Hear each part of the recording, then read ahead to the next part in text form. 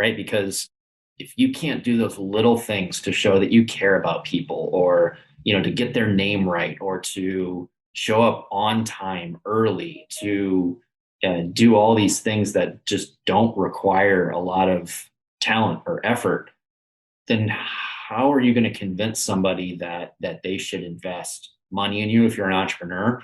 Or in my situation, how can you convince someone to spend millions of dollars of their money over several years if you can't get those little things right?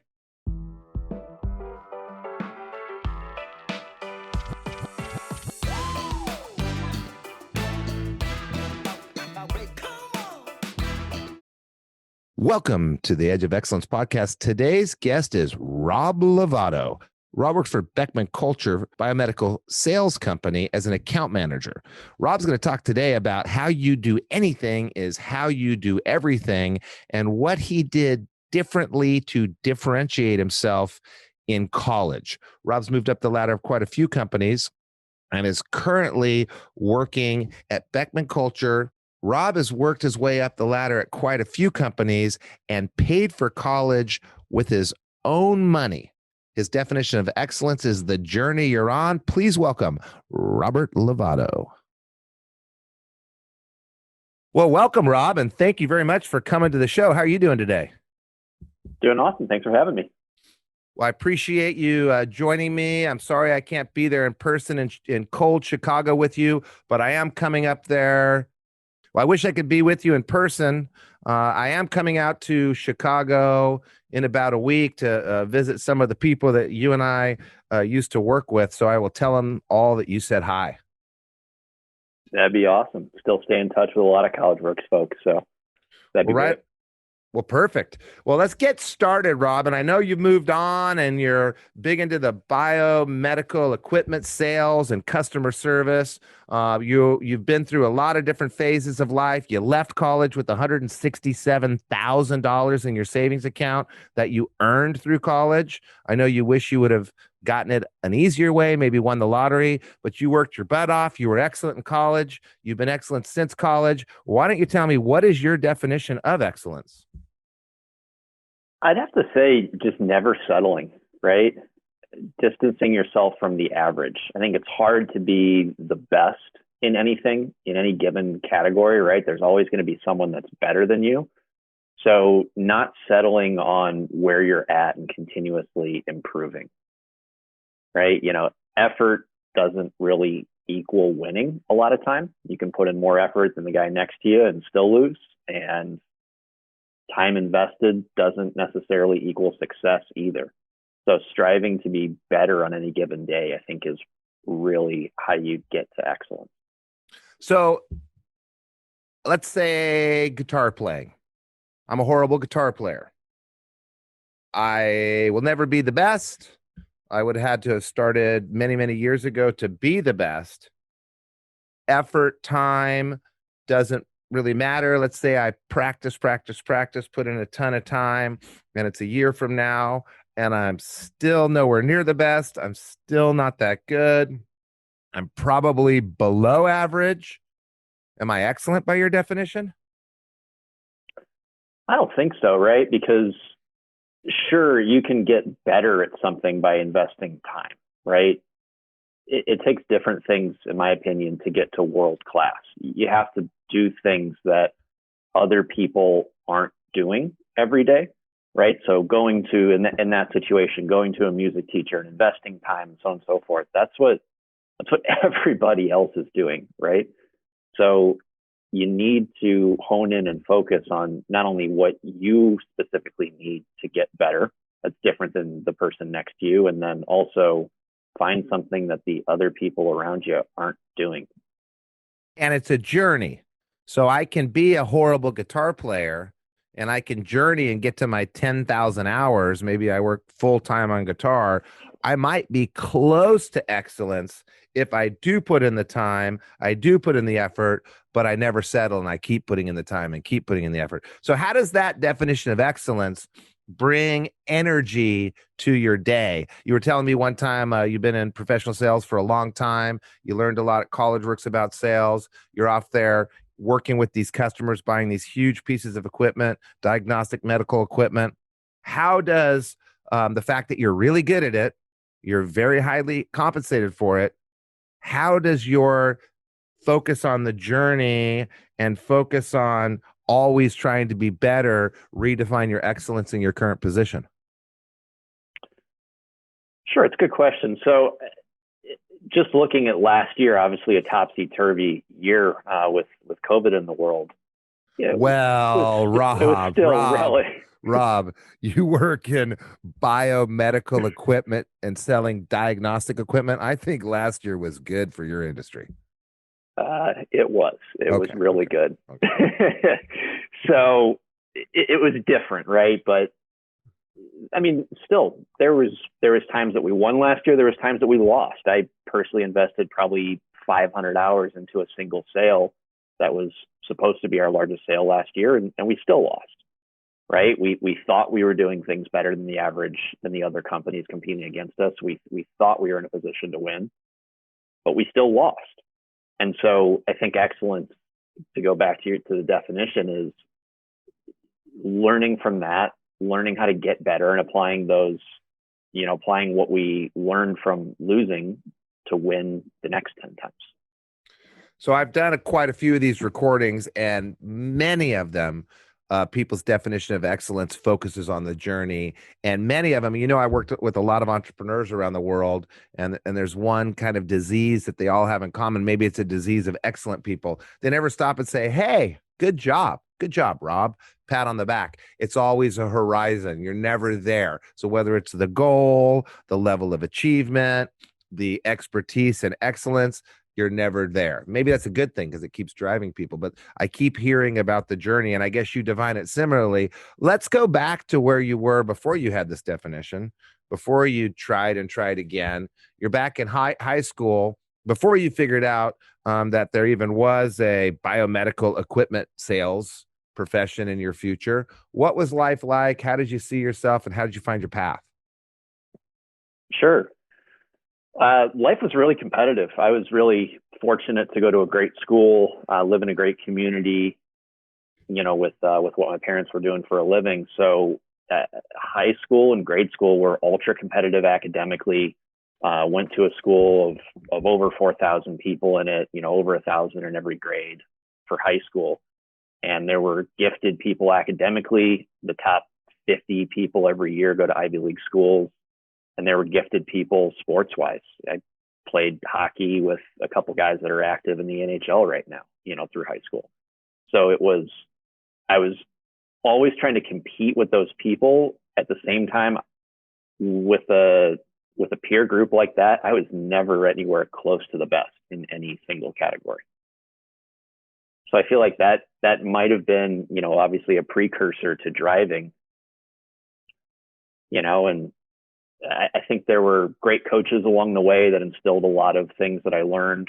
Crazy Russian hockey coaches screaming at you in a language that you can't even understand.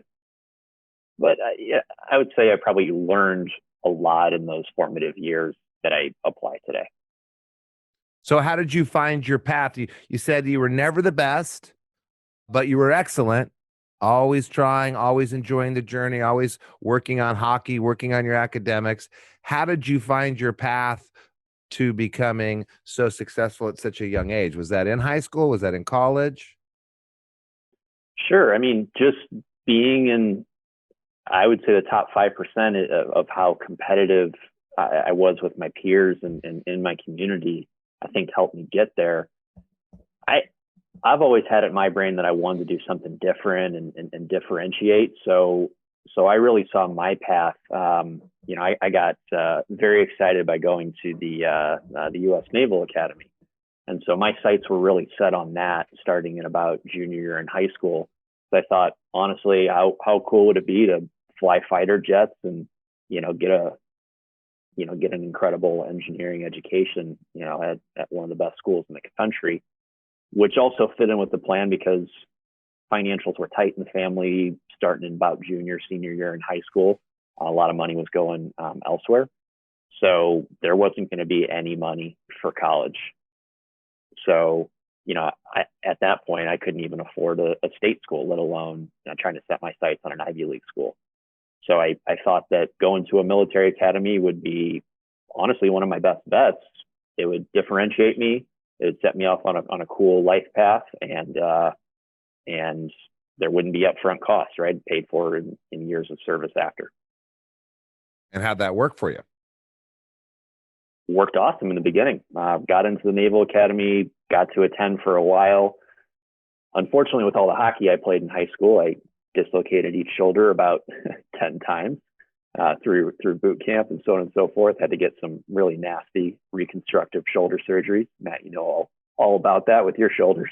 Yes. And that path just got ripped away from me really quickly. And it was probably the hardest thing I had ever experienced in my life.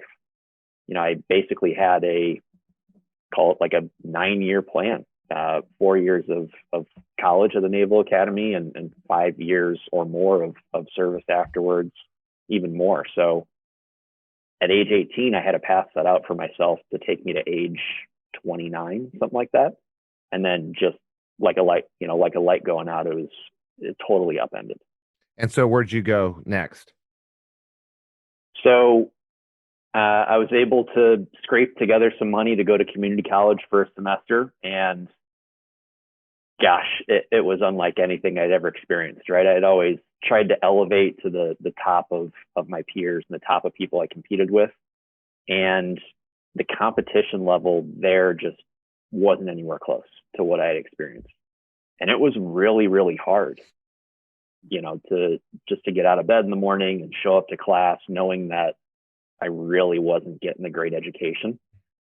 So that was a tough few months. Scraped together some money to go to my state school for a semester through working through community college. And from there, I kind of had a task of, hey, how am I going to pay for these next 7 semesters of state school? All right. You ended up at a University of Illinois, right? You got it. Yep. In Champaign-Urbana. That is correct. UIUC. Well, interesting. So now we go back to your definition of excellence. You can see, how your definition of excellence evolved over time. Never settle. You may not be the best. It's about the journey. Effort and time doesn't matter. It's about distancing yourself from average, being the best, and always trying to improve. So you're doing that in high school. You get into the Naval Academy. You blow out your shoulders. Can't fight anymore. Have to leave the Naval Academy. And how many people have had their dreams taken away? How many people have something go traumatically wrong in their life? I mean, it could be a loss of a family member that just derails their whole life or derails their whole income stream, or their whole plan. They're going to go to college and now they're not, is just taken away. Many people writhe in it. And, I've had some tough times myself. I'm not saying that people shouldn't sit and suffer a little bit. We do have another podcast on stress management, and some stress management is time management, some stress management is perspective, and some of it is you just have to learn to deal with tragedy. But many people have their path blocked, a derailment of their path, and your derailment ended up making you stronger and kind of developed your definition of excellence. You kind of incorporate, doesn't matter if you get knocked down, doesn't matter if everything's erased, you have to figure out a new path and get back on the journey of excellence, which is exactly what you did, right? Yeah, I can't, I'd be lying if I said I did that immediately once I got home, right? God, I probably had 3 months of just being negative. I was not a fun person to be around. My girlfriend at the time broke up with me. I was a negative mess because, life had been derailed and I had no plan whatsoever on how I was going to get better. When the community college I was going to, my first day of class there, I saw someone ripping something outside the classroom that certainly wasn't a cigarette. And what I'm thinking to myself, where the heck am I? And so that's just hard to get excited for on a daily basis. At that point, that was the biggest obstacle in my life. I've had bigger obstacles, since then, but I think I respond to them a lot differently, knowing that was the rock bottom point. Once in a while, I watch interviews for College Works, and then I'll give feedback to whoever the interviewer was. And I was watching an interview the other day, and it was a young woman, and she had been in 5 foster homes, I believe. And it was COVID. So she's back home in her 5th foster home. Thank goodness the 5th one had worked out for her. And I was watching this thinking, this person is so articulate. This person has such a command. This person is really a wonderful candidate for working at the College Works program. And, they ended up hiring her. And I just remember thinking, wow, no complaining, no issues, just matter of fact, here's some things I've dealt with and I've made it through. And her resume was amazing. And the interview, like I said, was great. You don't control the cards you're dealt. All you control is how you play the cards you're dealt. And, complaining about losing the financial path to college or blowing out your shoulders, that's a big deal to some people. Some people, they've been in 5 foster homes and have had it a little tougher. Some people don't have any struggles. It doesn't matter. It just matters how you play the cards. So now that kind of defines you. You had these struggles. They don't really bother you so much anymore. I'm sure, when you face another struggle, it's not such a big deal. And you make it through, University of Illinois. As I said, you graduate not only paying for school, but with a ton of money in your pocket. And now you're over at Beckman Coulter. Why don't you tell us what you do in your profession now and what skills you need to be excellent at to do it? Where'd you get the idea that this industry even existed? And, what don't college students know about the job you have now? Yeah, sure. So I guess you would broadly define my role as medical sales, right? From there, specifically pretty complex biomedical testing, essentially, what's going on in somebody's body and helping a doctor understand certain disease states.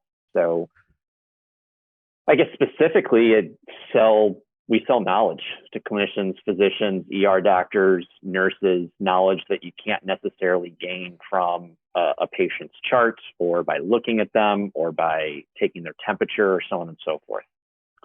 So to give a little flavor on what we sell, one test is a really early indicator for sepsis.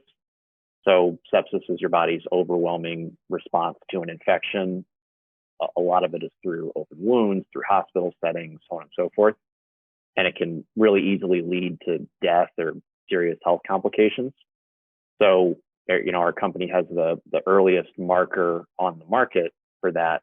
That's really geared towards folks that are asymptomatic. So they don't show any signs whatsoever that their body could just totally go haywire an hour later. And so that knowledge in a doctor's hand, they're able to say, wait, let's admit this person. Let's run a cascade of tests. Let's maybe hit them with a broad scope antibiotic. And there's a stat in the industry is that every hour that you delay treatment for that specific disease state, your risk of mortality, aka your risk of dying, goes up by 7%. So just by having that knowledge in a doctor's hands a couple hours earlier can save tens of thousands of lives every single year. But the portfolio extends to tests for less fatal things, fertility, drug screening, anemia. The list goes on. And most recently, we launched a lot of antibody testing for coronavirus and also diagnostic testing for COVID. So I interact with a lot of college students. Rarely do they really understand all the different jobs out there. So I know you were on the medical path for a moment. You want to go to medical school. You decide you didn't want to. You have that science background from college. You took some of those science classes. Do you need to have a science background to get into biomedical or pharmaceutical sales, do you think? And what skills are you using daily in your role now? You certainly don't need a medical or a pre-med background to be successful in the role. I think you need to have the ability to dissect information, right? To want to learn. I sell over 100 tests and over 25 unique instruments, right? So every one of those tests is a product, and I need to be well versed in those tests, or at least well versed enough to get a customer to a certain stage in their buying journey.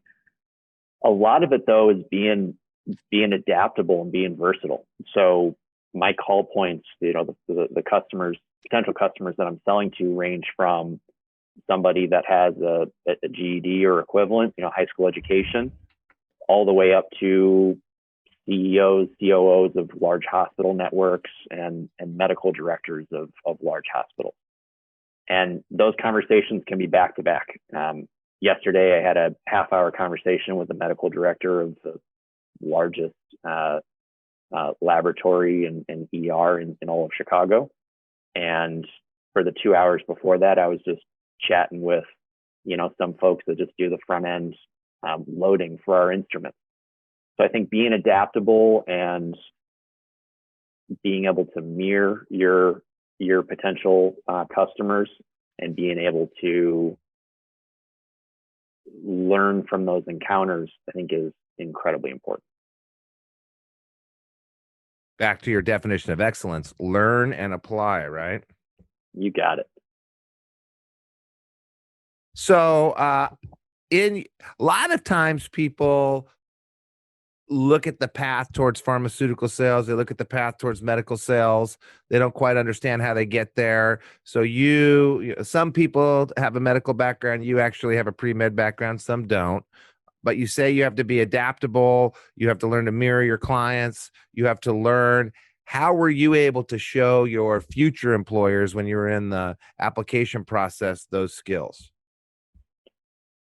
Sure. So a lot of what I did through college through CWP was, I think I measured it at some point. I had interviewed over 2,500 people, over the course of a few years at CollegeWorks, and I had done sales proposals or estimates for thousands of homeowners. And so the repetition is unlike, at least in my opinion, unlike anything else that a college student can go do or likely does. And so having all those reps and, learning various things about how to connect with, the doctors and the lawyers and the upper middle class of the community that you're selling to through CWP, I think a lot of those skills that I honed were just simply because I had so many hours invested in developing those skills. And again, back to your definition of excellence, I mentioned 1 year on the guitar. That doesn't get you your 10,000 hours. 10,000 hours is many years. So 2,500 interviews, thousands of bids. You're working your way up to the 10,000 hours of interaction. So you're adaptable. You learn to mirror from all that experience. So you don't get to 10,000 hours of experience in 1 year, and you have to get some of these experiences before you can become excellent at whatever you do. So you got some experience in college, you headed off, got some more experience, you got into your new role. Has where you're at now and the success you have now at such an early age surprised you? And well, first answer that question. Has it surprised you? I think it has surprised me. Especially because when I started in college, I got there for my first semester. I figured out a way to scrape together, the 7,000 or 8,000 that I needed for that first semester. And I got to school and, I was thinking, honestly, work first. I was like, how am I going to be able to make enough money, whether it's, working at the cafeteria or waiting tables, doing something to be able to afford school the following year. And so I didn't have my mindset on really developing any tangible skills through what I was doing for work. I just needed to make the $3,000 to get through some living expenses for the semester and figure out some job that would let me work a ton of hours over the course of a summer to be able to afford school the next year. I did my research and there wasn't anything that would give me enough hours or enough pay to afford school the next year. So I was looking at it transactionally, like how can I make money so that I can gain all my skills through school? And a few of my fraternity brothers had done done college works and a few had interviewed and so on and so forth, and some of my friends. And I discovered that as, okay, this could potentially be something that I could build some skills and not necessarily make my formal college education the only education that I was getting. Okay, so College Works was instrumental in you developing the skills that got you over the edge of excellence and into the role of excellence, or further on your. Let me say that again. So College Works was the tool you used, the caveat to push you over the edge of excellence. When you were doing College Works, and you were doing it to get some experience and pay for school. You said some of your fraternity brothers had done it. What did they think about it? One of them, while I was in the interview process, told me not to. And it's funny that he told me not to because he had already accepted an intern role at College Works. Right. So the reason why he told me not to was I was pledging my fraternity that semester. So that was going to be, they marketed it as 20 hours a week. It's, really probably 30 or 40 or 50 some weeks. And so he just looked at me and said, listen, I've done that. There is no way, like literally, I can't think of a way that's possible where you'd be able to take all the credits that you're taking, go work those hours at College Works in the spring and, commute home to do some estimates on the weekend and all that. And pledge this fraternity all at once. It's just not possible. And there had been a couple of guys that had been successful in the internship. One had given it the good old college try and, went for a couple of weeks and just said, yeah, it's not for me. And what's funny is that the guy that told me not to do the internship, I ended up finishing higher and doing better than he did, even though he didn't have that extra 30 hours a week on his plate. I find that sometimes the busiest people do the best. And personally, if I don't have a lot on my plate, I don't achieve as well as if I do have a lot on my plate. Wholeheartedly agree. It's a heck of a lot easier to get 2 hours of work done when you only have a half hour to do it than it is to get 2 hours work done when you've got the whole afternoon or the whole day, right? Sometimes when you force yourself to get those things accomplished, it's amazing what you can do. I bet on your journey towards excellence, you've figured out a way to get things done when you have the whole afternoon many times. You got it. So back to college. So you're doing the College Works gig. You're developing your skills. You're having a success, even despite having another job, despite fraternity pledge, despite having a difficult pre-med education. So you're in college, you're paying your own way, you're working a couple jobs, you're pledging a fraternity, quite a few sacrifices there to get over the edge of excellence, quite a few sacrifices to get on that 9-year path, back on that 9-year path that you had when you were 18.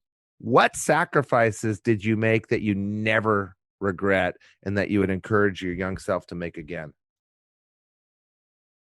As far as sacrifices, I like to, I'm sure I thought I was sacrificing things in the moment. As I look back on it years later, it doesn't really seem like it. So sure, when some of my buddies maybe started partying at, 5 o'clock or 6 o'clock, maybe I'd join them at 7 or 8 at night. I would say probably one of the sacrifices I made was maybe over the weekends. And it's funny, at first it hurt a little bit because I thought, oh my God, I'm missing out on all these things, right? I'm missing out on tailgating and all this.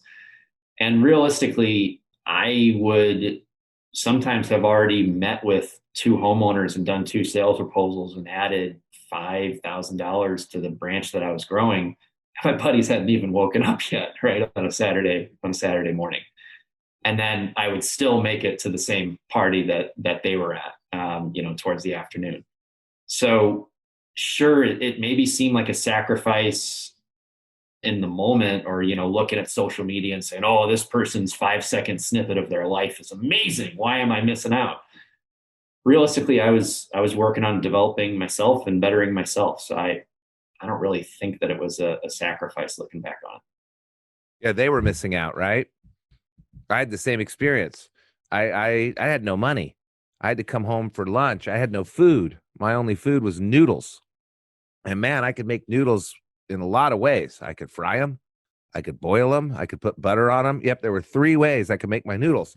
And I'd come home every day, and the Sigma Chi guys across the street, and I kid you not, are throwing their futon mattresses over the fence because they had an accident in the bed that night.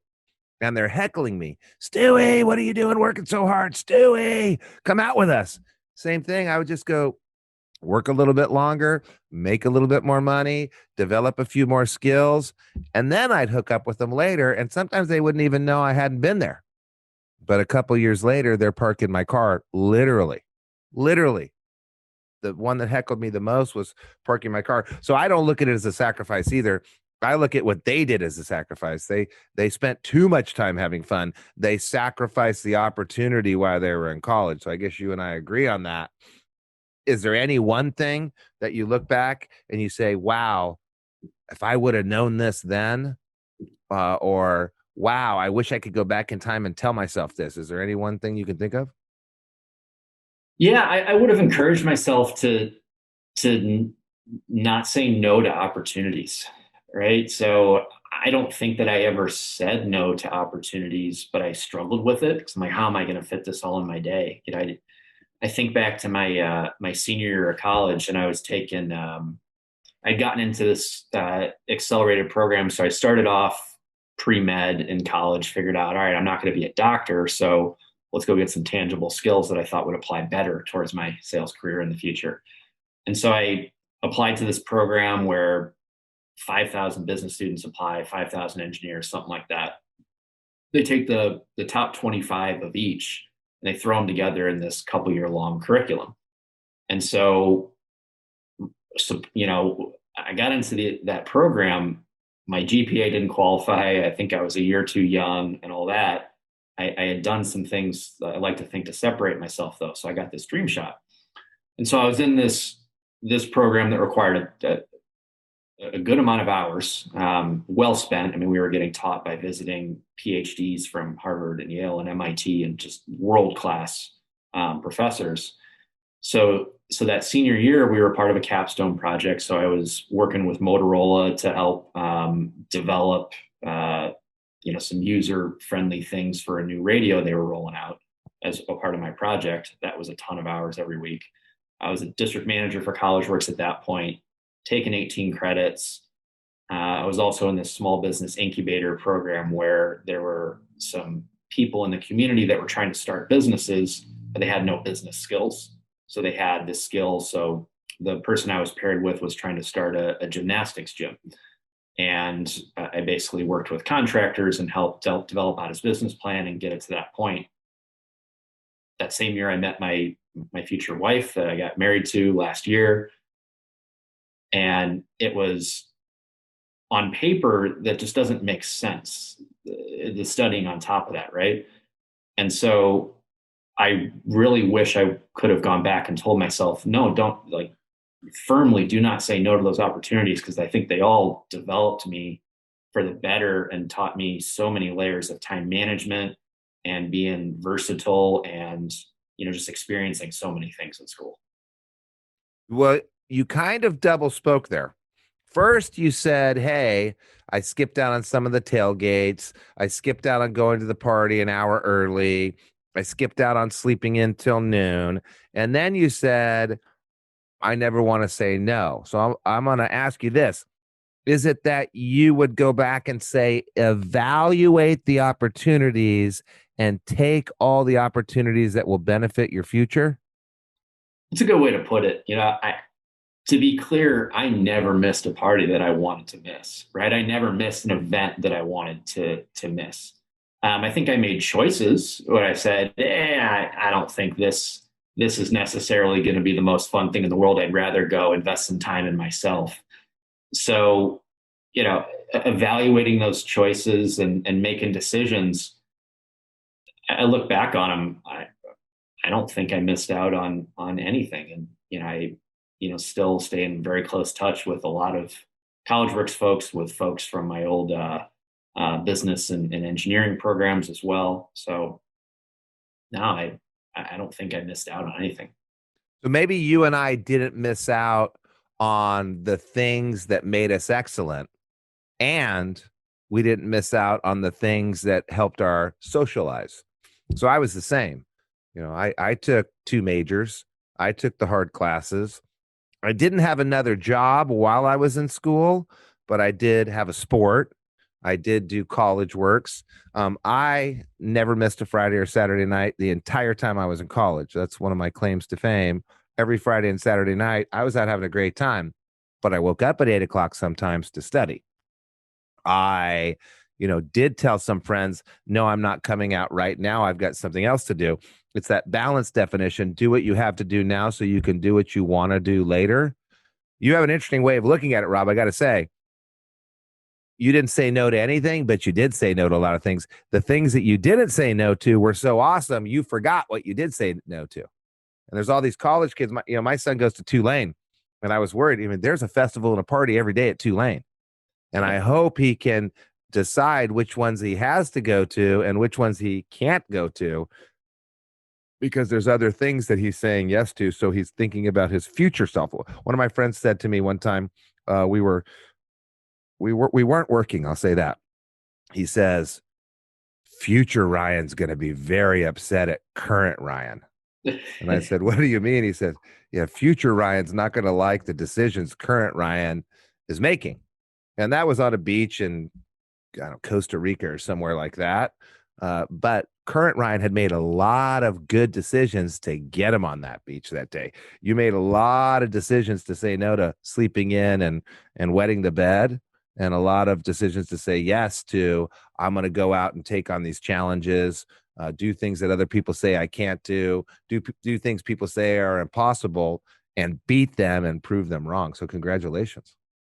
Well, let's not forget, I think a lot of those things that I said no to, I chose to do them bigger and better, right, in college. So sure, maybe I said no to a couple parties that I didn't really think were going to be that much fun anymore. Invested my time in something like College Works, where you can win a top performer trip. Matt, you and I went to Vegas for a couple nights and had an absolute blast. The first time I went to Vegas with College Works, it was the first 3 days of that combined engineering and business program that I told you about. And so I had told all my buddies in this program, thinking they would narc on me. Oh, we're going to Vegas. I want this really cool thing. They're going to, treat me for being a top performer. And a couple of them let it slip to the professor during roll call when I wasn't there. Now, I told him that I had this mandatory business trip and I had to go on this, and it was how I paid for school and so on and so forth. So needless to say, when I got back to school and he did roll call, he said he called my name and said, where were you? I said, oh, I was out west. I sent you an email. You didn't respond to it. He said, I'll see me after class. So I ended up talking to him, and he said, so where were you? I was like, oh, out west. He said, what part? I was like, Nevada. He said, oh, we're in Nevada. I'm like, Las Vegas. So he's punking me, and so I look back and he goes, Rob, I know you won, that trip. I was just giving you a really hard time. Welcome to class. And so I didn't think that I was making those sacrifices, because I knew there were bigger, more fun things to do, and more ways that you could spend your time than just going to your lame old party on a Thursday night. Well, I had a trip to some island in Spain. What was it called? Was it not Marbella? Some island in Spain, at Mallorca. I think that's what it was. Mallorca. Trip with my family. We're all going to Mallorca, and instead I did this stupid painting internship. And I was so pissed because they had such a good time for 2 weeks. My mom's from England, so some of the English family came. They're on this island in Spain, that I made a promise to myself that every year for the rest of my life, I would go to Europe. And that was my deal. I said, okay, if I'm missing this for this dumb internship, every year I'm going to go to Europe. And it's probably not been every year, but there's been a few years I've been twice. So it's probably averaged in the last 30 years of my life. I've gone to Europe more than 30 times. most of them paid for by some organization I was running or some company that wanted me to do a strategic plan or whatever the reason was. Every time, almost 80%, 90% of the times, I'm with my wife, sometimes with my kids, and I made up for it because I missed out. I didn't go with my brother and my parents. Thank goodness, because I took a job that changed my life. I didn't know what entrepreneurship was. I was going to be a lawyer. Thank goodness I did the entrepreneurship internship that taught me about business, because that was probably the best sacrifice I ever made. So I think you and I are on the same page here. I look back at all the points you've made today. There's so many that are just great for college students. Anything you want to drive home one last time for people in their 20s that are either have always been on the path to excellence or haven't quite gotten off it yet, that want your job one day and want to have the biomed career and the number one biomed company, making all the money, moving up the ladder? Yeah, a couple mantras I live by. The first one, how you do anything is how you do everything. And I learned that the really hard way. Is my first day at the Naval Academy, and I had the dumb idea of not shaving my peach fuzz, my 18-year-old peach fuzz at the time. And man, I took the the biggest screaming I've ever had in my life. I ticked off the wrong the wrong person. And so, I was tasked with, get clean shaven and dressed in, full whites, in 3 minutes, right? And I had never shaved with a straight edge razor in my life, let alone shaved in 3 minutes without hot water and shaving cream, right? So I sliced my jaw so bad, I got 8 stitches on it, and so blood's just pouring out. So I managed to get my clothes on, not a drop of blood on, and I'm holding this, and the guy, he asked me to take my hand off, and the blood just gushed. Matt, you would have passed out. Um, and and that's when I really learned he was trying to drive a point, right? It's like, if you can't have the 2 minutes to shave your face in the morning, how the heck are you going to lead people in the future in highly stressful or combat situations? And so I try to live my life by that.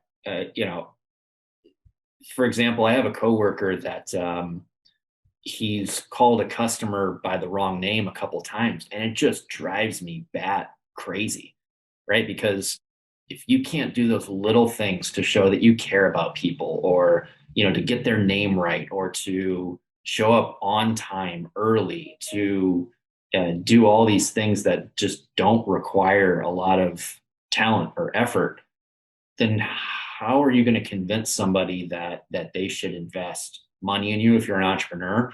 Or in my situation, how can you convince someone to spend millions of dollars of their money over several years if you can't get those little things right? So I think people pick up on that, they notice it, and they judge your character based on how you do a lot of those little things. As you're teetering on the edge of excellence, how you do anything is how you do everything. Well, thank you very much, Rob Lovato, for joining us on the podcast. We really appreciate your insight and you sharing your successes from all these various different struggles. Thanks for having me. I appreciate it.